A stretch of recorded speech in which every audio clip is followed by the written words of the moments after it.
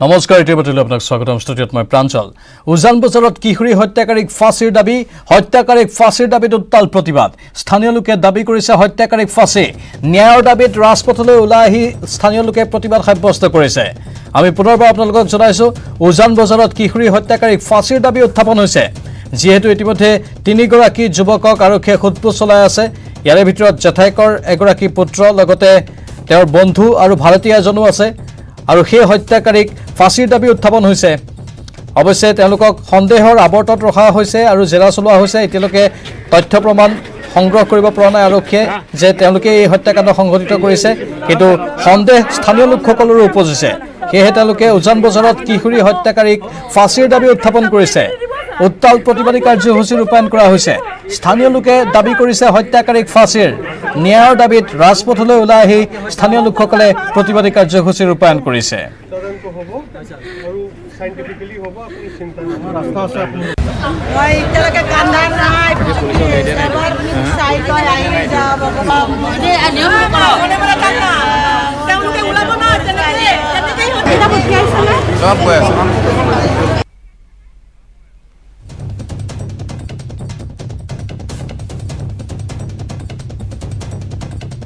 আমাৰ জ্যেষ্ঠ সাংবাদিক বলেন ভট্টাচাৰ্য আছে পোনপটীয়া সম্প্ৰচাৰত আমি কিছু সময়ৰ পাছত তেওঁৰ সৈতে যোগাযোগ স্থাপন কৰিম যেটো ইতিমধ্যে উল্লেখ কৰিছো আমি সন্দেহৰ আৱৰ্তত আছে তিনিজন যুৱক আৰু জেৰা চলাই আছে তেওঁলোকৰ ওপৰত সেই তিনিজনৰ এজন জেঠাইকৰ পুতেক কিশোৰীগৰাকীৰ এজন সেই জেঠাইকৰ পুতেকৰ বন্ধু আৰু এজন ভাৰতীয় আৰক্ষীয়ে তথ্য প্ৰমাণসমূহ সংগ্ৰহ কৰি আছে হয়তো তথ্য প্ৰমাণ যদি পৰ্যাপ্ত পৰিমাণে থাকে তেনেহলে সেই তিনিজন যুৱকক কৰায়ত্ব কৰা হ'ব পাৰে মুঠতে উজান বজাৰ হত্যাকাণ্ডত জড়িত সন্দেহত তিনিজনক জেৰা চলোৱা হৈছে নিহত কিশোৰীগৰাকীৰ জেঠাইকৰ পুত্ৰক জেৰা জেঠাইকৰ পুত্ৰ আৰু এজন বন্ধুকো জেৰা হত্যাকাণ্ড সংঘটিত হোৱা ভাড়াঘৰৰ ভাড়াতীয়া এজনকো জেৰা চলোৱা হৈছে এই হত্যাকাণ্ডৰ ঘটনাক লৈ এতিয়াও ৰহস্য আঁতৰা নাই উদ্ধাৰ হোৱা নাই কিশোৰীগৰাকীৰ মোবাইল ফোন আউট অফ ৰেঞ্জত কিশোৰীগৰাকীৰ মোবাইল নেটৱৰ্ক শেষবাৰৰ বাবে 11 বজাত পিতৃয়ে ফোন কৰিছিল কিশোৰীগৰাকীক সেই সময়ত জেঠাইকৰ পুত্ৰই ফোন ধৰিছিল কিশোৰীগৰাকীৰ পিতৃৰ কিশোৰীগৰাকী সেই সময়ত বাথৰুমত থকা বুলি কৈছিল আৰু নিউজ 18ৰ আগত কিশোৰীগৰাকীৰ মোমাইকে দিছে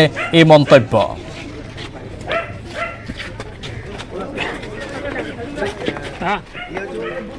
পোনপটীয়া সম্প্ৰচাৰত যোগাযোগ স্থাপন কৰিছো আমাৰ সতীৰ্থ জ্যেষ্ঠ সাংবাদিক বলেন ভট্টাচাৰ্যৰ সৈতে বলেন যেহেতু এতিয়াও বহুখিনি তথ্য সন্মুখলৈ অহাৰ পাছত স্থানীয় লোকসকলৰ প্ৰতিবাদ চলি আছে উজান বজাৰৰ সেই অঞ্চলটোৰ লোকসকলে দাবী উত্থাপন কৰিছে যে হত্যাকাৰীক ফাঁচী কাঠত ওলমাব লাগে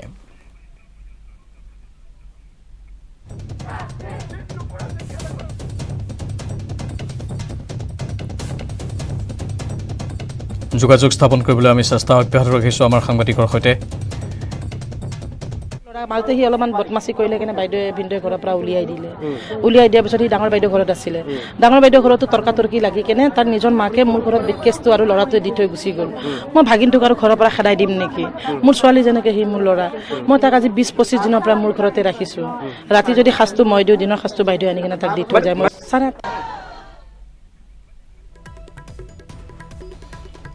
ভাষ্য আপোনালোকে শুনিলে যিগৰাকী যুৱকৰ কথা কোৱা হৈছে তেওঁ কেনেধৰণে এই পৰিয়ালটোৰ সৈতে আছিল পৰিয়ালটোৰ লগত একেলগে আছিল কিশোৰীগৰাকীৰ লগতো সেইদিনা আছিল আৰু আমাৰ সতীৰ্থ জ্যেষ্ঠ সাংবাদিক বলেন ভট্টাচাৰ্য বৰ্তমান লাইভত আছে বলেন পোনপটীয়া সম্প্ৰচাৰত গৈছো আপোনাৰ কাষলৈ যেহেতু আৰক্ষীৰ তদন্তত বহুখিনি নতুন নতুন তথ্য সন্মুখলৈ আহিছে আৰু এইসমূহ হ'ল বিস্ফোৰক তথ্য একোটা আৰু কি জনাব আপুনি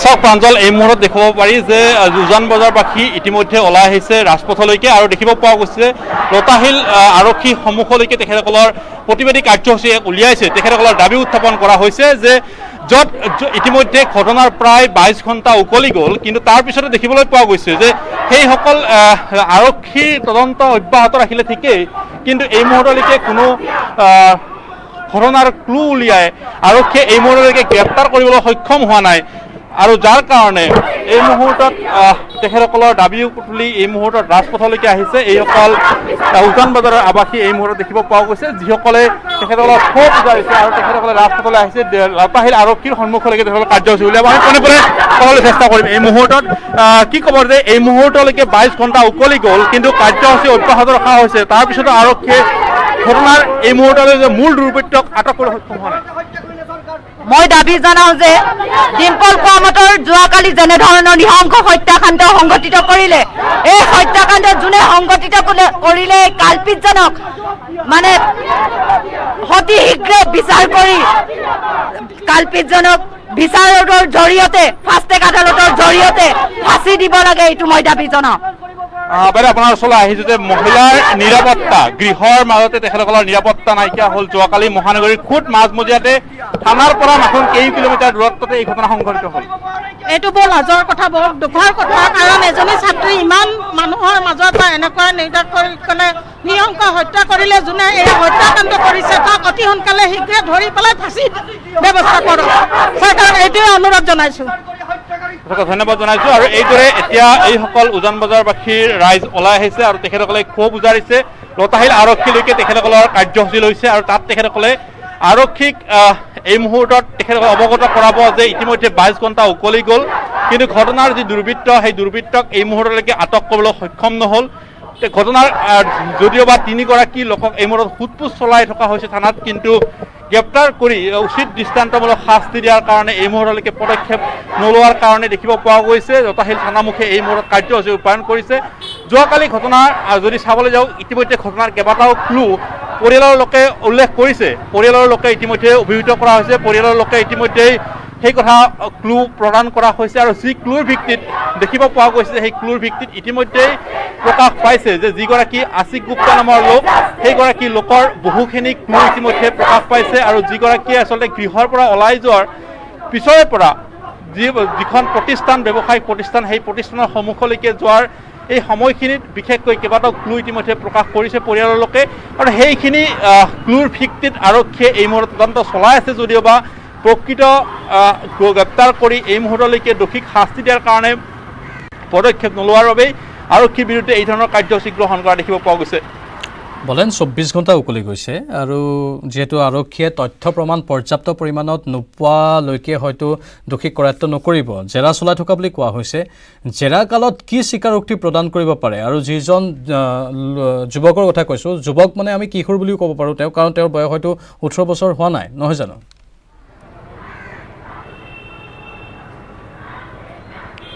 হয়, দেখিব পোৱা গৈছে যিগৰাকীক এই মুহূৰ্তত আশিক গুপ্তা নামৰ যিগৰাকী, সেয়া হৈছে এইবাৰ হাইস্কুল শিক্ষান্ত পৰীক্ষাত উত্তীৰ্ণ হৈছে। গতিকে আনুমানিক এটা বয়স প্ৰায় 16-17 বয়স, গতিকে কিশোৰ বুলি অভিহিত কৰিব পাৰি। কিন্তু এটা কথা ক'ব পাৰি যে এই ঘটনাৰ ক্ষেত্ৰত এই মুহূৰ্তলৈকে আৰক্ষীৰ তৰফৰ পৰা দেখিব পোৱা গৈছে যে ঘটনাৰ প্ৰকৃত দোষী কোন সেয়া আৰক্ষীৰ জেৰা চলাই থকা হৈছে, তদন্ত চলাই থকা হৈছে। কিন্তু এই মুহূৰ্তলৈকে কোনো তেনে 3 লোকক যি জেৰা চলাই থকা হৈছে, তাৰ ভিতৰত কোনো এগৰাকী লোকক এই মুহূৰ্তত গ্ৰেপ্তাৰ কৰা হোৱা নাই, অৰ্থাৎ কাৰায়ত্ব কৰিবলৈ আৰক্ষীয়ে সক্ষম হোৱা নাই। আৰক্ষী সকলো তথ্য আচলতে সূক্ষ্মভাৱে বিশ্লেষণ কৰি থকা হৈছে। নমুনা সংগ্ৰহ কৰি ফৰেঞ্চিক লেবৰেটৰীলৈকে যোৱাকালি যিখিনি প্ৰেৰণ কৰা হৈছিলে, হয়তো তাৰ অপেক্ষাটো আছে, তাৰ ফৰেঞ্চিকৰ যিখিনি তথ্য, সেই তথ্য। আৰু আনফালে যদি চাবলৈ যায়, সেয়া হৈছে মৰণোত্তৰ পৰীক্ষাৰ প্ৰতিবেদন।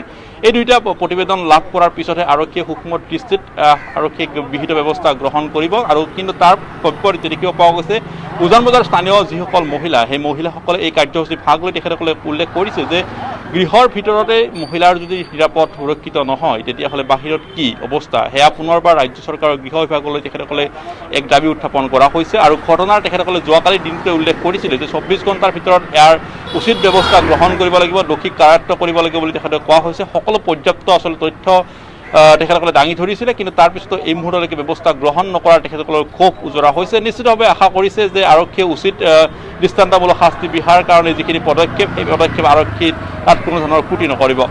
ধন্যবাদ জনাইছোঁ এইখিনি তথ্যৰ বাবে। আমি পৰৱৰ্তী সময়ত পুনৰ আপোনাৰ সৈতে যোগাযোগ স্থাপন কৰিম। আৰু উজান বজাৰৰ মহিলাসকল ওলাই আহিছে, তেওঁলোকে প্ৰতিবাদী কাৰ্যসূচী ৰূপায়ণ কৰিছে, দোষীক কঠোৰ শাস্তিৰ দাবী উত্থাপন কৰিছে, আনকি ফাঁচী কাঠত ওলমাব লাগে বুলিও তেওঁলোকে মন্তব্য প্ৰকাশ কৰিছে।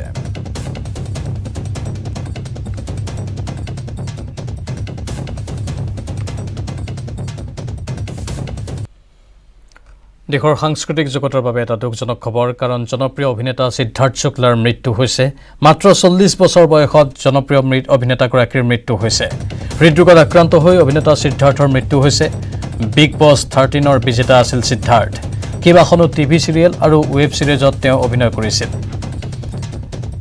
জনপ্ৰিয় অভিনেতা সিদ্ধাৰ্থ শুক্লাৰ মৃত্যুৰ খবৰ আমি জনাইছোঁ মাত্ৰ 40 বছৰ বয়সতেই জনপ্ৰিয় অভিনেতাগৰাকীৰ মৃত্যু হৈছে হৃদৰোগত আক্ৰান্ত হৈ অভিনেতা সিদ্ধাৰ্থৰ মৃত্যু হৈছে বিগ বছ 13ৰ বিজেতা আছিল সিদ্ধাৰ্থ কেইবাখনো টিভি চিৰিয়েল আৰু ৱেব ছিৰিজত তেওঁ অভিনয় কৰিছিল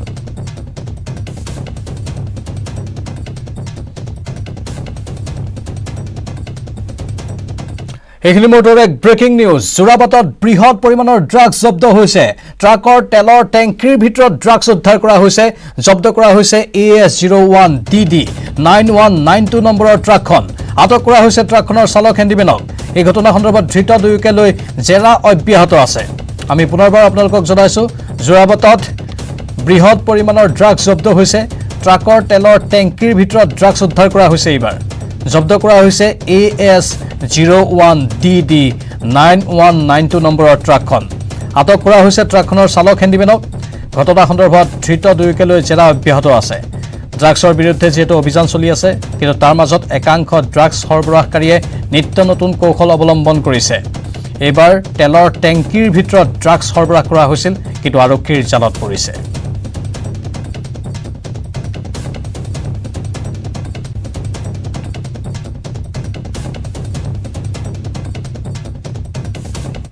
আনফালে ড্ৰাগছৰ বিৰুদ্ধে অসম আৰক্ষীয়ে এক প্ৰকাৰ জেহাদ ঘোষণাৰ পিছতে যেন কৌশল সলনি কৰিছে নিচাজাতীয় দ্ৰব্য কঢ়িওৱাৰ এইবাৰ কণ্টেইনাৰ ট্ৰাকত ড্ৰাগছ সৰবৰাহ কৰাৰ সন্দেহ জাগিৰোডত বৃহস্পতিবাৰে মাদক দ্ৰব্য নিয়ন্ত্ৰণ বিভাগে জব্দ কৰে এখন container Ahmedabad road line private লিমিটেডৰ এই কণ্টেইনাৰখনেৰে বৃহৎ পৰিমাণৰ ড্ৰাগছ কঢ়িয়াই অনাৰ খবৰ লাভ কৰিছিল মাদক দ্ৰব্য নিয়ন্ত্ৰণ বিভাগে ইফালে আৰক্ষীৰ উমান পাই জাগিৰোডৰ 37 নম্বৰ ৰাষ্ট্ৰীয় ঘাইপথৰ দাঁতিত গাড়ীখন থৈ পলায়ন কৰে চালক আৰু হেণ্ডিমেনে অৱশেষত গুৱাহাটীৰ পৰা অহা মাদক দ্ৰব্য নিয়ন্ত্ৰণ বিভাগৰ লোকে জব্দ কৰে বাহনখন সম্প্ৰতি কণ্টেইনাৰখন লৈ অনা হৈছে গুৱাহাটীলৈ মই দেখিছোঁ পুলিচবিলাক খাগুৰি ধৰি ৰাখিছে এতিয়া আহি কেনে এতিয়া গাড়ীখন লৈ গুচি গৈছে ড্ৰাগছ আৰু এয়া গাঞ্জা অঁ কিমান আছে বোলে কিমান বান্দুল পাইছে বোলে সেইটো মই ইমান এটা ভালদৰে নাজানো ডাঙৰ গাড়ী অঁ এয়া কণ্টেইনাৰ গাড়ী তাতে লৈ গৈছে গাড়ীখন এতিয়া এবাৰ সোণাৰীৰ টাউকাক চাহ বাগিচাত উত্তপ্ত পৰিস্থিতি চাহ বাগিচাখনৰ সহকাৰী পৰিচালকক নিলম্বনৰ দাবী সহকাৰী পৰিচালক পংকজ হাতীবৰুৱাক নিলম্বনৰ দাবী উত্থাপন হৈছে বাগিচাৰ এগৰাকী নাবালিকাক ধৰ্ষণ কৰি অন্তঃহত্যা কৰাৰ অভিযোগ সহ পৰিচালকগৰাকীৰ বাংলোত কাম কৰিবলৈ নিয়োগ কৰিছিল নাবালিকাগৰাকীক বাংলোত কাম কৰিবলৈ মাতি অপকৰ্ম কৰাৰ অভিযোগ অন্তঃহত্যা নাবালিকাগৰাকীক গৰ্ভপাত কৰোৱাই পংকজ হাতীবৰুৱাই যাৰ পৰিপ্ৰেক্ষিতত এতিয়া ক্ষোভিত হৈ পৰিছে স্থানীয় শ্ৰমিকসকল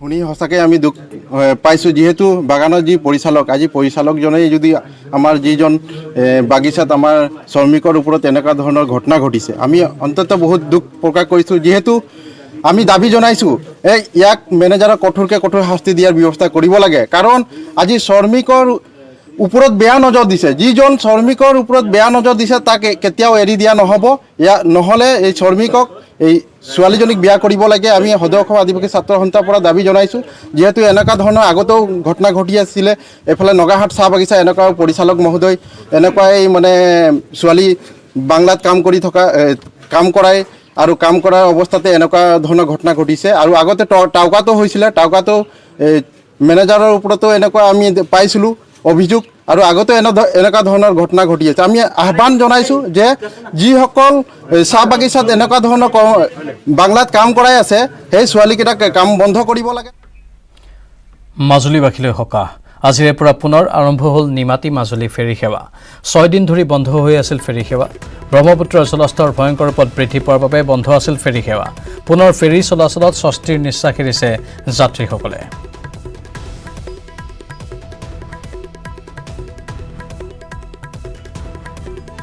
এই সন্দৰ্ভত অধিক জনাব আমাৰ সাংবাদিক ভাস্কৰ জ্যোতি কটকীয়ে ব্ৰহ্মপুত্ৰৰ জলস্তৰ হ্ৰাস পোৱাৰ লগে লগে বৰ্তমান মাজুলী আৰু নিমাতী সংযোগী যিসমূহ ফেৰী সেৱা কমলাবাৰী আৰু নিমাতী অফলামুখ নিমাতী ফেৰী সেৱাসমূহ বৰ্তমান আজিৰ পৰা আৰম্ভ হৈছে আৰু বৰ্তমান আমি কমলাবাৰী পাৰঘাটত উপস্থিত আছোঁ কমলাবাৰী পাৰঘাটৰ এই দৃশ্য দেখুৱাইছোঁ জিলা প্ৰশাসনে আচলতে এক বিশেষ নিৰ্দেশ যোগে এই ফেৰী সেৱাসমূহ চলাচল কৰাৰ অনুমতি দিছে আৰু বৰ্তমান এই ফেৰী কিছু সময়ৰ পিছতে চলিব। মই যাত্ৰী এগৰাকী যোৰহাটলৈ যায়। হয়, মই যোৰহাটলৈ যাবলৈ আহিছোঁ। বহুদিন ধৰি 6 দিন ধৰি বৰ্তমান যি বানপানীৰ কাৰণে বৰ্তমান ফেৰীসমূহ বন্ধ হৈ আছিল, শিক্ষাৰ্থীসকলকে ধৰি চিকিৎসাৰ ক্ষেত্ৰত যথেষ্ট মাজুলীবাসী এক দুমোজাত আছিল যে কেনেধৰণে এই সমস্যাসমূহ সমাধান হ'ব, কিন্তু আজিৰ পৰা খুলি দিছে এই ফেৰী সেৱাসমূহ। কি ক'ব? মাজুলী কমলাবাৰী আৰু নিমাতী ফেৰী সেৱা বন্ধ কৰি দিয়াটো মাজুলীৰ কাৰণে এটা দুৰ্ভাগ্যজনক বিষয়। মই এটা উল্লেখ কৰিছোঁ যে যোৱা 29 তাৰিখ দেওবাৰ সেইদিনাখন এই এটা পৰীক্ষা আছিলে, এই মেডিকেল আৰু ইঞ্জিনিয়াৰিঙৰ পৰীক্ষা আছিলে, কিন্তু আমাৰ মাজুলীৰ পৰা ছাত্ৰ ছাত্ৰীসকল পৰীক্ষা দিবলৈ যাব নোৱাৰিলে, ফেৰী সেৱা বন্ধ কৰি দিলে। যোৱা 6 দিন ধৰি ফেৰী সেৱা বন্ধ কৰি দিয়াৰ কাৰণে মাজুলীৰ জনসাধাৰণৰ এটা বহুত জ্বলন্ত সমস্যাত উদ্ভৱ হৈছে। গতিকে ভৱিষ্যতে এনেকৈ যাতে পানী বাঢ়িলেই অলপ পানী বাঢ়িলে যাতে ফেৰী সেৱা বন্ধ নহয়, তাৰ প্ৰতি আমি জিলা প্ৰশাসনক অনুৰোধ জনাব লাগে। মই এটা উল্লেখ কৰিছোঁ যে মই বাস্তৱ অভিজ্ঞতা 1987 চন, 88 চন আৰু 98 চনত প্ৰবল বানপানী, কিন্তু এদিনো ফেৰী সেৱা বন্ধ হোৱা নাছিলে। তেনেস্থলত এতিয়া অলপ পানী আহিলে ফেৰী সেৱা বন্ধ কৰি দিয়ে, যিটো কাৰণে নেকি মাজুলী জনসাধাৰণে এটা দুৰ্ভোগ ভুগিবলগীয়া হয়। নিশ্চিতভাৱে আচলতে পানী বঢ়াৰ লগে লগে ব্ৰহ্মপুত্ৰ জলপৃষ্ঠ বৃদ্ধি পোৱাৰ লগে লগে মাজুলী আৰু নিমাতী সংযোগী যিসমূহ ফেৰী সেৱা, এই ফেৰী সেৱাসমূহ বন্ধ কৰি দিয়া হয়। আচলতে বিপদৰ আশংকা কৰি এই ফেৰী সেৱাসমূহ বন্ধ কৰি দিয়া হয়, কিন্তু এই ফেৰী সেৱাসমূহ বন্ধ হৈ যোৱাৰ লগে লগে দক্ষিণ পাৰৰ লগত মাজুলীৰ দক্ষিণ পাৰৰ লগত আচলতে যাতায়াত আৰু যোগাযোগৰ সংযোগবিহীন হৈ পৰে মাজুলীবাসী। আৰু যিহেতু ব্যৱসায়িক কেন্দ্ৰ হিচাপে যোৰহাটৰ লগত যি সম্পৰ্ক বা বিভিন্ন কাৰ্যালয় চিকিৎসাৰ ক্ষেত্ৰত যিসকল ব্যক্তি মাজুলীত আচলতে এক পণবন্দী হৈ পৰাৰ দৰে হয়। আমি আভ্যন্তৰীণ জল পৰিবহণ বিভাগৰ বিষয়া কৰ্মচাৰী আছে, মই কথা পাতিবলৈ চেষ্টা কৰিম। জিলা প্ৰশাসনৰ কেনেধৰণৰ নিৰ্দেশনা আছে আৰু আজি যিহেতু প্ৰথমখন ফেৰী চলিবলৈ আৰম্ভ কৰিছে? এইখন প্ৰথম নহয়, এইখন আমাৰ 2 নম্বৰখন নাও। প্ৰথমখন আমাৰ নাও গৈছে, ইতিমধ্যে দ্বিতীয়খন নাও বৰ্তমান আমি যাত্ৰী উঠাই আছোঁ নাৱত। আৰু নীতি নিৰ্দেশনা যিখিনি আমাক দিছে, ক'ভিড প্ৰট'কলৰ যিখিনি নীতি নিৰ্দেশনা বা জিলা প্ৰশাসনে যিটো নীতি নিৰ্দেশনা দিছে, ঠিক তেনেধৰণে আমি এই মুহূৰ্তত পেছেঞ্জাৰসকলক নাৱত উঠাইছোঁ। আজিৰ তাৰিখত আমাৰ 2 পাৰে চেলামীৰ কিছু অসুবিধা আছে আৰু পানী সোমাইছিলে, পানী সোমোৱাৰ পিছত আমাৰ মাটিখিনি যথেষ্ট পলসুৱা। আজিৰ তাৰিখটোত গাড়ী পাৰাপাৰৰ ক্ষেত্ৰত আজিৰ তাৰিখত বন্ধ আছে, আৰু বাইক বা খালী পেছেঞ্জাৰ বা কোনোবাই কিবা সৰু সুৰা বয় বস্তু টোপোলা বা ইত্যাদি আনিছে, সেইখিনি আমি ইতিমধ্যে নিবলৈ। ৰাজ্যিক কেবিনেটে ৰাজীৱ গান্ধী ওৰাং ৰাষ্ট্ৰীয় উদ্যানৰ পৰা ৰাজীৱ গান্ধীৰ নাম কৰ্তন কৰাৰ সিদ্ধান্ত গ্ৰহণ কৰে। ওৰাং জনগোষ্ঠীৰ নামৰ আগত ৰাজীৱ গান্ধীৰ নাম থকাক লৈ বিভিন্ন সময়ত ওৰাং জনগোষ্ঠীটোক অপমান কৰাৰ অভিযোগ তুলি মঙলদৈ নাগৰিক মঞ্চ, দৰং আছুৱে প্ৰতিবাদ সাব্যস্ত কৰিছিল, লগতে ৰাজীৱ গান্ধীৰ নাম কৰ্তন কৰাৰ দাবী তুলিছিল। অৱশেষত ৰাজ্যিক কেবিনেটে ৰাজীৱ গান্ধী ওৰাং ৰাষ্ট্ৰীয় উদ্যানৰ পৰা ৰাজীৱ গান্ধীৰ নাম কৰ্তন কৰাৰ সিদ্ধান্ত গ্ৰহণ কৰিছে। ইয়াৰ পিছতেই আনন্দ প্ৰকাশ কৰিছে দৰঙৰ বিভিন্ন দল সংগঠনে। উল্লেখযোগ্য যে 2005 চনত সেই সময়ত ৰাজ্যত থকা কংগ্ৰেছ চৰকাৰে ওৰাং ৰাষ্ট্ৰীয় উদ্যানৰ আগত ৰাজীৱ গান্ধী নাম সন্নিৱিষ্ট কৰিছিল নাম ফলকত। প্ৰায় 80 বৰ্গ কিলোমিটাৰ মাটিকালি থকা ৰাষ্ট্ৰীয় উদ্যানখনত গড়ৰ সংখ্যা 101, বাঘৰ সংখ্যা 24টা, বনৰীয়া হাতী 20টা, হৰিণ, নলগাহৰি শতাধিক, বনৰীয়া মহ ইত্যাদি আছে। অধিক জনাব আমাৰ সাংবাদিক নৱজ্যোতি মহন্তই। নিশ্চয়কৈ দৰঙৰ ৰাজীৱ গান্ধী ওৰাং ৰাষ্ট্ৰীয় উদ্যানৰ পৰা ৰাজীৱ গান্ধী নাম কৰ্তন কৰাৰ লগে লগে বিভিন্নজনে প্ৰতিক্ৰিয়া ব্যক্ত কৰিছে। আৰু ৰাজীৱ গান্ধীৰ নাম ওৰাং ৰাষ্ট্ৰীয় উদ্যানত থকাক লৈ বিভিন্ন সময়ত প্ৰতিক্ৰিয়া হৈ আছিলে। তেনে সময়তে কিন্তু এইবাৰ ডক্টৰ হিমন্ত বিশ্ব শৰ্মা চৰকাৰৰ কেবিনেটে সিদ্ধান্ত লৈছে যে ওৰাং ৰাষ্ট্ৰীয় উদ্যানৰ আগত থকা ৰাজীৱ গান্ধীৰ নাম কৰ্তন কৰি দিয়া হ'ব। ৰাজীৱ গান্ধীৰ নাম কৰ্তন কৰি দিয়া সিদ্ধান্ত গ্ৰহণ কৰিছে হিমন্ত বিশ্ব শৰ্মাৰ কেবিনেটে। ওৰাং ৰাষ্ট্ৰীয় উদ্যানৰ আগত থকা ৰাজীৱ গান্ধীৰ নামটো কি ক'ব? নহয় চাওক, ওৰাং নামটো এক জনগোষ্ঠীৰ লগত সম্পৰ্কিত নাম, আৰু এই নামটোৱে 2005 চনলৈকে ওৰাং নেশ্যনেল পাৰ্ক হিচাপে সমগ্ৰ অসমবাসী বা সমগ্ৰ ভাৰতবাসীৰ মাজত জ্ঞাত আছিলে। কিন্তু সেই সময়ত কংগ্ৰেছ চৰকাৰখনে গান্ধী পৰিয়ালক তুষ্টিকৰণৰ কাৰণে ৰাজীৱ গান্ধী নামটো সংযোগ কৰিছিল, আৰু ইয়াৰ কাৰণে আমি প্ৰতিবাদ কৰিছিলোঁ, দৰং জিলা ৰাইজে প্ৰতিবাদ কৰিছিল। কিয়নো অসমৰ এটা অন্যতম যি জনগোষ্ঠী আছে, সেই জনগোষ্ঠীটোৰ নামত এখন ৰাষ্ট্ৰীয় উদ্যান আছিলে। এইটো সকলোৰে কাৰণে এক ভাল খবৰ, আৰু সেইসকল জনগোষ্ঠীৰ লোকৰ সেই অভয়াৰণ্যখন বা নেশ্যনেল পাৰ্কখন আজিৰ পৰ্যায়ত অহালৈকে তেওঁলোকৰ অপৰিসীম এক অৱদান আছে। গতিকে তেওঁলোকৰ যি জনগোষ্ঠীৰ চিনাকিটোৰ নামত এখন পাৰ্ক আছিলে আৰু পুনৰবাৰ যে অসম চৰকাৰে ইয়াক মান্যতা প্ৰদান কৰিলে সেইকাৰণে আমি আনন্দ প্ৰকাশ কৰিছোঁ আৰু ইয়াৰ লগত আমাৰ যি ওৰাং নেশ্যনেল পাৰ্কখনৰ মানে সম্পূৰ্ণভাৱে যি আন্তঃগাঁথনি সেই আন্তঃগাঁথনিও যাতে সমান্তৰালভাৱে অসম চৰকাৰখনে উন্নয়ন কৰে এই কথাটোকো পুনৰবাৰ দাবী জনালোঁ। কি ক'ব যে কেবিনেটৰ সিদ্ধান্ত আমি আটাইতকৈ আনন্দিত হৈছোঁ। বিশেষকৈ আমি দৰংবাসী, আমি মঙলদৈ নাগৰিক মঞ্চৰ তৰফৰ পৰা এই ক্ষেত্ৰত প্ৰতিবাদ কৰিছিলোঁ যেতিয়া নেকি 2005 চনত ৰাষ্ট্ৰীয় যিখন নেকি ওৰাং ৰাষ্ট্ৰীয় উদ্যান আছিলে, সেই ৰাষ্ট্ৰীয় উদ্যানখনক ৰাজীৱ গান্ধী ৰাষ্ট্ৰীয় উদ্যান কৰাত আমি তেতিয়া প্ৰতিবাদ কৰিছিলোঁ। এই অফিচৰ সন্মুখতে আমি প্ৰতিবাদ কৰিছিলোঁ। অসমৰ বিশেষকৈ দৰংবাসী ৰাইজে প্ৰতিবাদ কৰিছিল। আৰু ইয়াৰ লগে লগে সময় হৈছে এতিয়া বাতৰিৰ পৰা বিদায় লোৱাৰ। নমস্কাৰ।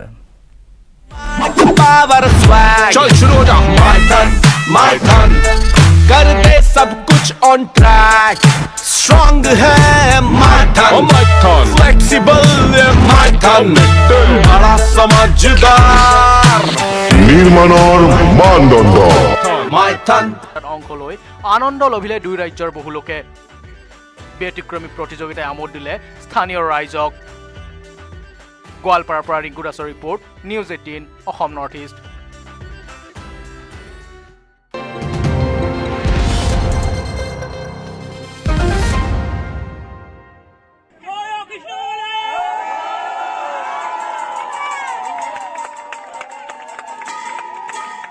বঙাইগাঁৱত